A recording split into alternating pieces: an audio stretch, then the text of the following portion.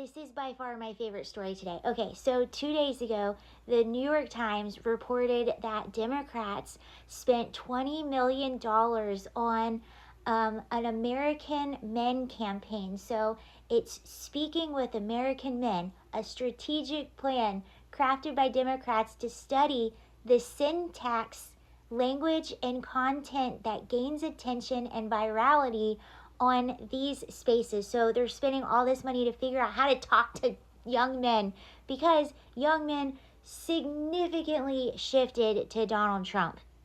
Shocker.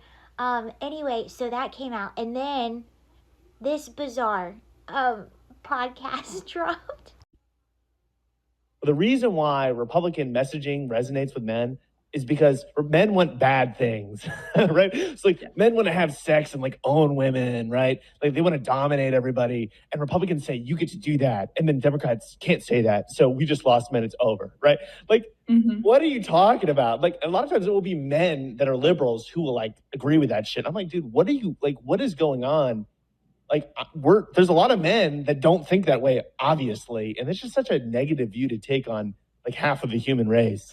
Well, I also think it's just so abundantly clear that the people who say these things don't actually spend time talking to young men. You know this because we know each other in real life, but I spend a lot of time on college campuses, and I spend a lot of time with young men.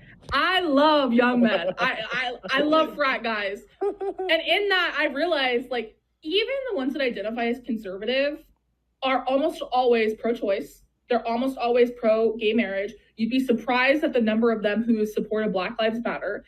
And so I feel like people just kind of lump them into this box when the truth is, again, a lot of them are with us on the issues. They're just not part of our coalition.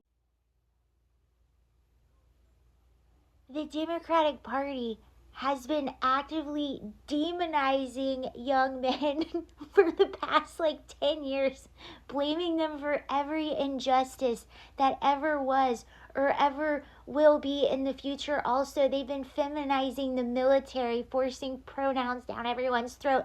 And then when they do show up at college campuses, because they're always touring college campuses, Tifa comes out and they're like, "Get off our lawn. You can't speak here."